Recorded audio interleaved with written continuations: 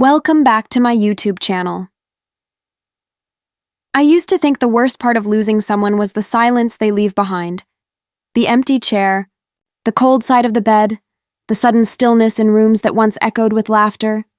Turns out, silence isn't the worst, betrayal is, especially when it walks into a child's birthday party, wearing a glitter dress and holding a fake smile.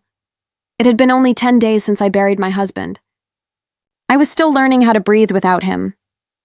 But my sister had invited me to her son's first birthday, my sweet nephew, and I refused to bring my grief into his celebration.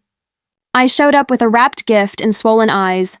Halfway through cutting the cake, she clinked a glass. "Everyone, I have an announcement." Her voice trembled, not with emotion but excitement. "My son is actually my brother-in-law's child." She paused for dramatic effect. "So legally, as inheritance, I'm entitled to half of her $800K house." Gasps, stares, silence. Then, like a magician, she pulled out a folded document. "Here's his will. He left provisions for his son." She looked at me with pity. "Don't worry. I'll let you stay in the smaller bedroom." The crowd turned to me, expecting breakdown. Tears, fainting. Instead, I smiled. Slowly. Calmly. "Oh," I said quietly. "I see." What I didn't say was, my husband already told me everything. 6 months before his death, he confessed. Said it was one mistake, one night, one regret that haunted him. He'd taken a DNA test. Yes, the baby was biologically his, and he'd updated his will, but not the way she thought. I reached into my purse and pulled out my copy. The latest version, dated after hers, it clearly stated, "To protect my wife from any confusion or manipulation after my passing, the house and all assets will be placed into a trust under her sole control. Any child proven to be mine shall receive financial support, administered entirely at her discretion." The room froze. I looked her in the eye. Still smiling. "You're right. Your son will be cared for, as my husband wished. But you, dear sister, will not be seeing a cent, because this inheritance was meant for innocence, not opportunism." She stormed out, and I, the grieving widow, stood taller than I had in weeks. I had barely learned how to walk through my own house without expecting to hear his voice when I got the invitation. A blue envelope with cartoon balloons, confetti stickers on the edges, my nephew's first birthday party. I stared at it for a long time, wondering how strange life could be. One minute I was choosing caskets, the next I was expected to clap for a 1-year-old smashing cake. But grief does something odd to the soul. It teaches you that life won't wait for your pain to heal. It moves on. It drags you with it. So I went. I wore black. Not out of choice, but because it was the only thing that matched how I felt. Everyone else was in bright colors, smiling and chatting, holding their toddlers while comparing baby snacks and stroller brands. I stood there, clutching a gift bag like it was a shield, reminding myself to smile whenever someone looked at me with pity. My sister greeted me at the door with a hug, tight, deliberate, performative. The kind that isn't meant for comfort but for witnesses. "I'm so glad you came," she whispered, squeezing my arm as though she was consoling me. Only her eyes didn't match her tone. There was something electric in them, something waiting. I brushed it off. Maybe she was just being strong for me. Maybe she didn't know how to act around death. Not everyone does. But as the party went on, I noticed how she kept glancing at me. Not with concern, with anticipation, like she was rehearsing something in her mind. I tried to shake the unease. I focused on my nephew. His chubby cheeks, his bright laugh, the way his frosting-covered hands slapped the table with pure delight. For a moment, I let myself feel something warm again. Hope, maybe, or at least distraction. And then, right when they lit the candles, my sister picked up her glass and tapped it with a spoon. That was the moment grief ended, and betrayal began. The spoon against the glass rang through the room like a bell at an execution. Conversations hushed. Kids paused mid-giggle. Even the baby stopped smearing icing on his face as if he sensed the tension thickening in the air. My sister stood tall, chin lifted like she was about to accept an award. But it wasn't gratitude shining in her eyes, it was triumph. "I just want to say something," she began, casting a rehearsed glance at me, soft enough to appear sympathetic, sharp enough to cut. We're all so grateful that my dear sister could join us today, especially after everything. A few people murmured condolences. I nodded, swallowing the lump in my throat. I thought she was offering kindness, until she continued. I've been keeping something inside for a long time, she said, pressing her hand dramatically against her chest. And today, I feel it's finally time to tell the truth. She paused again. She was milking the silence, feeding off the suspense. My palms went cold. Something wasn't right. She looked at me, not like a sister, like a hunter, my son. She turned to the baby in the high chair, smiling sweetly. Then back to me. Is actually my brother-in-law's child. The words didn't hit all at once. It was like my brain refused to process them, as if rejecting poison before it could enter. Then the room reacted, gasps, whispers, hands flying to mouths. A toy dropped to the floor with a hollow clatter. I stood frozen. Somewhere in the noise behind me, someone muttered, "Oh my God." But she wasn't done. No, she had waited for this moment. Prepared for it. So legally, she continued, straightening her dress. As inheritance rights dictate, I am entitled to half of her $800,000 house. She didn't even say my. She said her house, like I was already a guest in it. An intruder in my own life. Then she pulled out a paper like it was a final trump card. Here's his will. It clearly states he left provisions for his son. She looked at me as if I were something beneath her heel. But don't worry, she said sweetly in a voice dipped in venom. I'll let you stay in the smaller bedroom. I know you've been through a lot. Someone in the crowd actually snorted. A muffled laugh. They thought it was justice. Drama, entertainment. To them, it was gossip. To me, it was war. And while everyone waited for me to scream, to break, to collapse, I did none of those things, because shock may weaken the body, but betrayal awakens the mind. And in that moment, I realized something powerful. She had just played her biggest move. Without knowing, I had already won. She held that paper like it was a holy scripture, chin tilted, waiting for the room to witness my downfall. People in the crowd leaned forward, hungry for chaos. A few sympathetic eyes flicked toward me, but none brave enough to intervene. I could feel their thoughts before they even whispered them. Poor widow. Lost her husband. Now losing her home. I glanced at the will in her hand, crumpled at the edges as if she'd rehearsed pulling it out over and over in front of a mirror. She shook it smugly. See? His signature.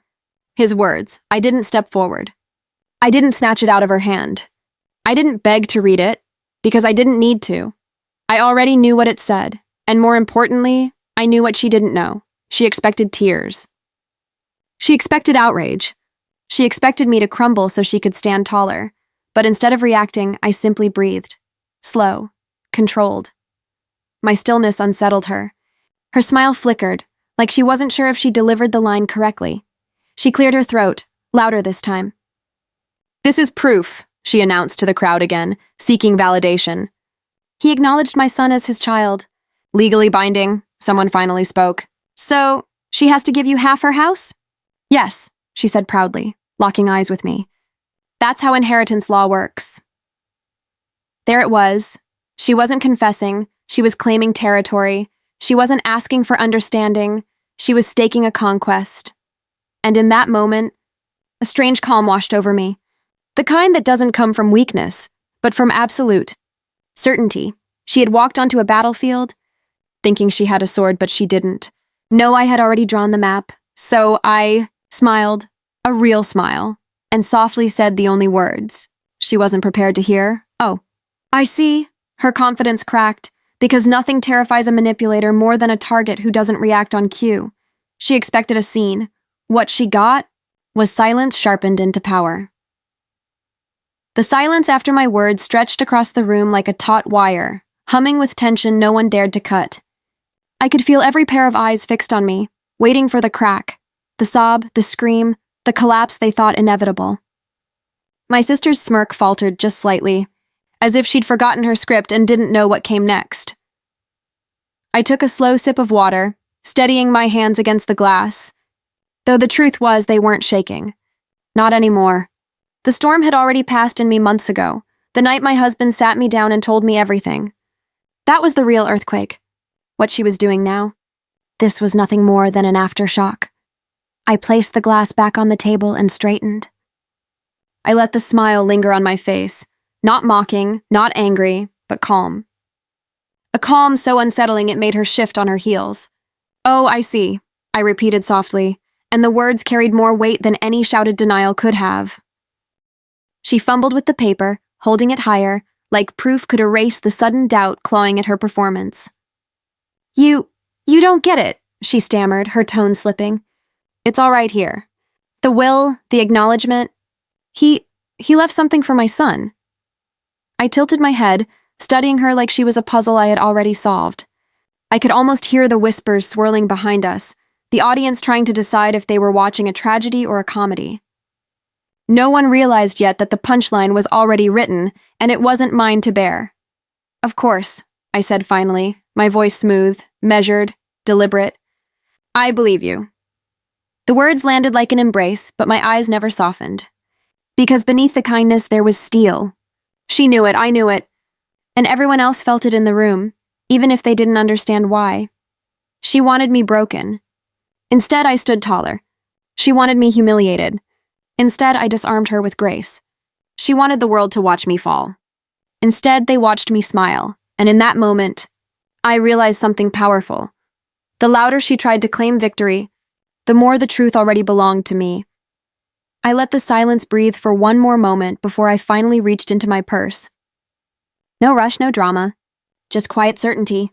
My sister's eyes followed my hand like prey watching the slow movement of a predator. She didn't know what I was about to pull out, but instinct told her it wasn't surrender. Her version of the will was crumpled and stained from being handled too many times, like a weapon she'd rehearsed swinging. Mine was pristine, sealed in a clear folder, dated 3 months after hers. A collective gasp rippled as I held it up, not to throw it in her face, not to wave it triumphantly. I simply laid it gently on the cake table between us, right beside the smeared icing and plastic spoons. Sweetness and truth-sharing space. This, I said quietly, is the final version. Filed with his attorney, certified. I tapped the signature at the bottom. The only one legally recognized. She didn't move. Her breath hitched, but she tried to hide it behind defiance. "That doesn't change anything," she snapped. "He still acknowledged my son." I nodded slowly. "He did. That threw her off." She blinked. Then you have to share the house. It's the law. His child will be provided for," I finished smoothly. Exactly as he intended. Her confusion deepened, anger flaring beneath it. "So you admit I'm entitled to—" "Nothing," I said gently, without raising my voice. "Not a key. Not a brick. Not a doormat." She froze. I leaned in slightly, not with aggression, but with undeniable authority. "The will states," I continued, reading aloud, "that any financial support designated for a child of his shall be administered solely at my discretion. The estate, the house, and all assets remain in a trust under my exclusive control." Her lips parted, but no sound came. "You wanted half a house," I added softly. "But what you failed to understand is, this inheritance was never yours. It was never about you. It was for him, and I will make sure he is cared for." Her composure cracked. The room watched her crumble, not because I attacked her, but because I didn't. I didn't yell.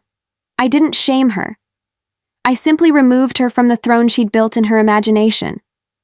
She looked at me then, not like a conqueror facing defeat, but like a child caught stealing from the cookie jar.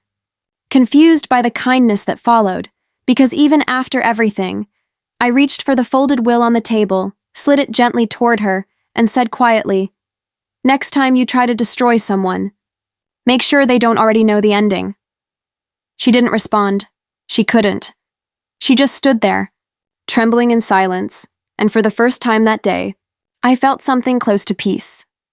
Later that evening, when the house was quiet and the lights were off, I sat alone on my couch, the same couch where he and I once planned our future.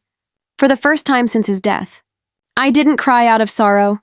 I cried out of release, because grief had made me weak, but betrayal made me unbreakable. People think strength is loud, rage, confrontation, revenge. But I learned it's often quiet. It's restraint when you could destroy. It's choosing dignity when someone hands you disgrace. It's knowing the law is on your side, but character is too. The next day, I called my lawyer and arranged something my husband would have approved of, a trust fund for the child. Not for her, for him. Innocence should never suffer for the sins of those who use it as currency. As for my sister, she hasn't spoken to me since. Maybe out of embarrassment, maybe out of fear, but I don't hate her. I don't even wish her ill, because when someone tries to steal what's yours and fails, you don't chase them. You simply keep walking forward, knowing they'll spend the rest of their life remembering the moment they learned. That you weren't weak, you weren't broken, you weren't alone, you were prepared, and that kind of woman can't be taken from